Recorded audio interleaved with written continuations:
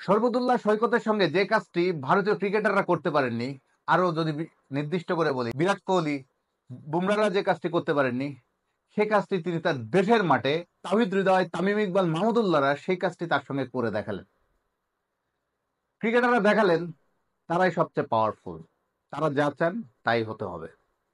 অথচ আপনারা একটু জাস্ট ফ্ল্যাশব্যাকে দেখুন, গত ডিসেম্বর জানুয়ারিতে অস্ট্রেলিয়া ইন্ডিয়া টেস্ট সিরিজে শরবতুল্লাহ সৈকতের সিদ্ধান্ত নিয়ে কি আলোচনা, কি হইচই পড়ে গেছিল। গার্ডস নিয়ে নিজের সঠিক সিদ্ধান্তে আত্মবিশ্বাসী ছিলেন সৈকত। এটা নিয়ে ভারতীয়রা অনেক ক্ষেপে ছিলেন, ভারতীয়রা অনেক ধরনের সে সময় মন্তব্য করেছিলেন বাংলাদেশের আম্পায়ার নিয়ে। এবং মাঠে বিরাট কোহলিরা, আমি পরে সৈকত ভাইয়ের কাছে শুনেছিলাম যে বিরাট কোহলিরা ওই সময় তাকে কি পরিমাণ প্রেশার ক্রিয়েট করেছে মাঠে। কোহলিরা অনেক প্রেশার ক্রিয়েট করলেও কখনো তারা তাদের লিমিট ক্রস করেনি। খেলোয়াড়ি চেতনা বা স্পিরিট বলি যেটা খেলাটার, সেটা তারা কখনো ব্রেক করেনি। কোড অফ কন্ডাক্টের মধ্যে থেকে আচরণ বিধি অনুযায়ী সৈকতের সঙ্গে তারা ট্রিট করেছে। হ্যাঁ, অনেক ধরনের মন্তব্য করেছে, কথা বলেছে, এটা তারা করবেই। খেলোয়াড়রা তারা প্রেশার ক্রিয়েট করবে জেতার জন্য, উইকেট পাওয়ার জন্য, বা উইকেট আদায় করা, বা তার সিদ্ধান্তটা তাদের পক্ষে নেওয়ার জন্য অনেক ধরনের প্রেশার ক্রিয়েট মাঠে হয়। আম্পায়ারদের উপর নানাভাবেই চাপ তৈরি করেন খেলোয়াড়রা, সেটা জোরালো আবেদন থেকে শুরু করে নানা ধরনের মন্তব্য হতে পারে। কিন্তু কখনোই আমি সৈকত ভাইয়ের কাছে শুনেছি কোহলিরা আসলে কোনো ব্যাড কমেন্ট বা কোনো এমন কোনো কাজ করেছেন কিনা তার কাছে মনে হয়েছে যেটা খেলার চেতনার বাইরে চলে যায়। সৈকত ভাই বলেছিলেন না, ওরা অনেক ধরনের প্রেশার ক্রিয়েট করেছে নানাভাবে, তবে সবই স্পিরিট অফ দ্য গেম ঠিক রেখে খেলোয়াড়ি চেতনা বা খেলার রুলস, কোড অফ কন্ডাক্ট সবকিছু মেনেই তারা করেছে। ফলে তাদের কোনো খেলোয়াড়কে ডিমেরিট পয়েন্ট বা বড় কোনো শাস্তি এসব চিন্তা সৈকতকে করতে হয় না। এবং তার পুরস্কার হিসেবে ওই টেস্টে, মেলবোর্ন টেস্টের পরে কিন্তু সৈকত সিডনি টেস্টেও কিন্তু আম্পায়ারিং করার সুযোগ পেয়েছিলেন।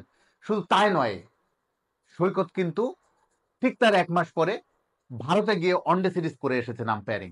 ভারতে গিয়ে, যে ভারতের সিদ্ধান্তগুলো নিয়ে এত হইচই হয়েছিল, ভারতের বিপক্ষে গিয়েছিল তার সিদ্ধান্তগুলো অস্ট্রেলিয়া সিরিজে, তারপরে তিনি একটু আশঙ্কা করেছিলেন যে ইন্ডিয়াতে গেলে এবার কিভাবে তারা আমাকে মানে ট্রিট করে। এরপরে ওয়ানডে সিরিজ আছে ইন্ডিয়ার সঙ্গে, ইংল্যান্ডের, সেই সিরিজ সৈকত আম্পায়ারিং করবেন।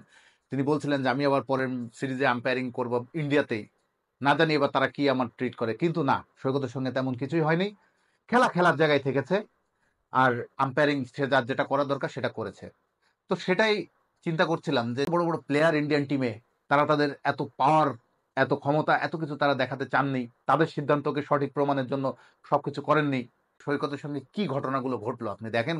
ঢাকা প্রিমিয়ার লিগের একটা ম্যাচে একটা ইয়াং ক্রিকেটার তাহিদ হৃদয়কে একটা সঙ্গে তার একটা ঘটনা হয়েছে, খেলোয়াড় তর্কে জড়িয়েছেন, তহিদ হৃদয় আঙ্গুল উঁচিয়ে আম্পায়ারকে অনেক কিছু বলেছেন। এবং তিনি তিনি কিন্তু শাস্তি দেওয়ার অনুমোদন করার কেউ নন, এটাও কিন্তু মনে রাখতে হবে। সৈকত কিন্তু শাস্তি অনুমোদন করার কেউ নন। তিনি সুপারিশ করেছেন ম্যাচের পর আম্পায়ার্স রিপোর্টে যে এই তিনি এই লেভেল, আচরণবিধির এই লেভেল ভেঙেছেন। তিনি রুলস ওয়াইজ তিনি তাকে যে পানিশমেন্টের সুপারিশ করেছেন সেটা ম্যাচ রেফারি নিয়ামুর রশিদ রাহুল তিনি অ্যাপ্রুভ করেছেন। এবং সেরপরে ম্যাচ রেফারি অ্যাপ্রুভ করার পর তারপরে তাহিদ হৃদয় শাস্তি পেয়েছে। সেই শাস্তির ঘটনার পর কি হলো কত কয়েকটা দিনে আপনারা সবই দেখলেন, আমরা সবাই দেখলাম। এবং যা রীতিমতো ভাবনার বাইরে, রীতিমতো চ্যালেঞ্জ করা হলো সৈকতের সিদ্ধান্তের সঙ্গে। এবং সেদিন আপনি খালি দেখুন তাহিদ হৃদয়ের মন্তব্যগুলো, ও মাঠের ঘটনায় মাঠেই শেষ হতে পারতো, তা না তিনি প্রেস কনফারেন্সে আম্পায়ারের উদ্দেশ্যে বললেন তিনি আন্তর্জাতিক আম্পায়ার, আমি আন্তর্জাতিক ক্রিকেটার। তিনি মুখ খুলতেও চেয়েছেন যদি বেশি কিছু হয়। তো সেই ঘটনা কালকে তাহিদ হৃদয়ের সেই শাস্তির অনেক ঘটনা হলো।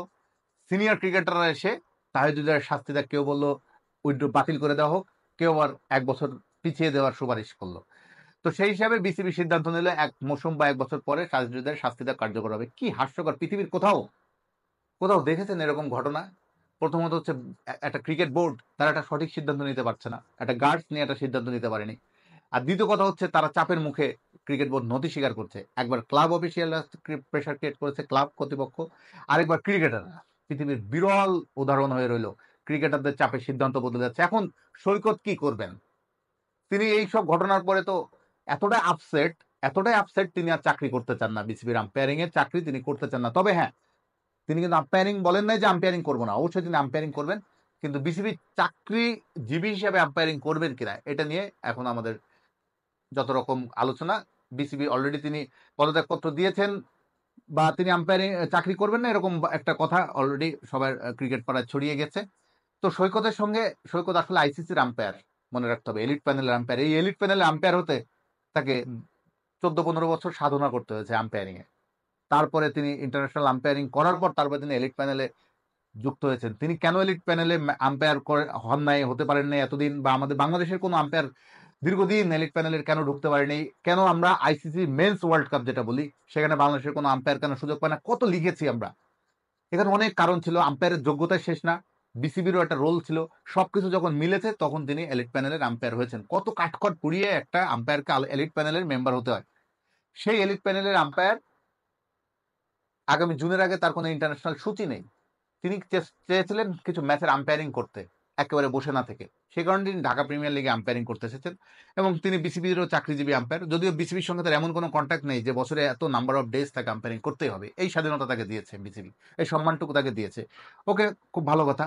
এরপরে আম্পায়ারিং করতে এসে তিনি কৃতিক্ত অভিজ্ঞতার শিকার হলেন তারই দেশের ক্রিকেটারদের হাতে। কিভাবে তিনি নানাভাবে নাজেহাল হলেন। আসলে এটা তো তার জন্য খুবই অপমানজনক, ইনসাল্টিং। এবং সত্য কথা বলতে কি, তাকে যারা প্রোটেক্ট করবে, তারই বিভাগ, আম্পায়ারিং বিভাগ, তাকে সেভাবে প্রোটেক্ট করতে পারেনি। তো তিনি স্বাভাবিকভাবে তো আপসেট হয়ে পড়বেন। তিনি স্বাভাবিকভাবে চিন্তা করবেন যে বাংলাদেশে আম্পায়ারিং করে তাহলে লাভটা কি, বা এখানে আমার আম্পায়ারিং করে আমার নিজের রেসপেক্ট বা আমার আত্মসম্মানই তো থাকছে না। তো সৈকতের ক্ষেত্রে এখন সৈকত ভাবনা চিন্তা করছেন তিনি আর আম্পায়ারিং করবেন, কিন্তু বিসিবির কোনো চাকরিজীবী হিসেবে আম্পায়ারিং করবেন কিনা এই চিন্তা কাজ করছে। 2021 সালে কিন্তু সাকিব আল হাসানও এরকম একটা কাণ্ড ঘটিয়েছিলেন। মাঠে স্টাম্প, বাজে আম্পায়ারিং, পক্ষপাতমূলক আম্পায়ারিং এর প্রতিবাদে তিনি লাথি মেরে স্টাম্প ভেঙে দিয়েছিলেন, এবং তার জন্য সাকিব আল হাসান শাস্তিও পেয়েছিলেন। কিন্তু আমরা কখনো দেখিনি তারপরে সব ক্রিকেটাররা তার হয়ে এসে বিসিবিকে ধরেছে যে সাকিবের শাস্তি উইথড্র করতে হবে, এরকম কিন্তু দেখিনি। কিন্তু কাল তামিম, মাহমুদুল্লাহরা ঠিকই এসেছেন তাহিদ হৃদয়ের জন্য। কালকে শুধু কি, সঙ্গে তারা আর 2টো পয়েন্ট যোগ করেছেন, কিন্তু এটা শুধু কি তাহিদ হৃদয়? এখানে কি মোহামেডান ক্লাব নিজেদের অবস্থান, ক্ষমতা সবকিছু আরো জোরালো ভাবে প্রদর্শন করার জন্যই কি আসেননি? সব মিলিয়ে এতে লাভটা হলো কি দেশের ক্রিকেটের? বরং দেশের ক্রিকেটের একটা বাজে ব্র্যান্ডিং হলো। মানুষ আপসেট হলেও ধরেন সোশ্যাল মিডিয়া দেখেন এই ঘটনাটা নিয়ে কি ধরনের মন্তব্য হচ্ছে। তো আমার কথা হচ্ছে, যে ক্রিকেটাররা, যে ইন্ডিয়ান, যে শুরুতে আমি যেটা বলছিলাম, ইন্ডিয়ান ক্রিকেটাররা যেখানে সৈকতকে এতটা নাজেহাল করতে পারেনি, বা সৈকত সেখানে কোনোভাবে অপমান বোধ করেননি, সেখানে তার নিজের দেশের ক্রিকেট তারকা ক্রিকেটার, সিনিয়র ক্রিকেটার দ্বারা 15, 16, 20 বছর ধরেও ক্রিকেট ক্রিকেট খেলছেন, ইন্টারন্যাশনাল ক্রিকেট 17, 18 বছর খেলেছেন। কত বড় বড় আম্পায়ারের সঙ্গে তারা, আম্পায়ার তাদের ম্যাচ পরিচালনা করেছে, তাদের সঙ্গে কি কোনোদিন এগুলো করতে পেরেছেন? তা তাদের সেই শিক্ষাটা কেন একজন তরুণ ক্রিকেটারের মধ্যে তারা না ছড়িয়ে দিয়ে উল্টো তাকে প্রশ্রয় দিচ্ছেন? এটা আসলে খুবই মানে একটা দুঃখজনক ঘটনায় মনে হয় ঘটে গেল বাংলাদেশ ক্রিকেটের। সৈকত ঠিকই বলেছেন, হৃদয়ের ঘটনা ঘটেছে, সামনেও ঘটবে। আপাতত আমি ভাই সবকিছু থেকে বিচ্ছিন্ন।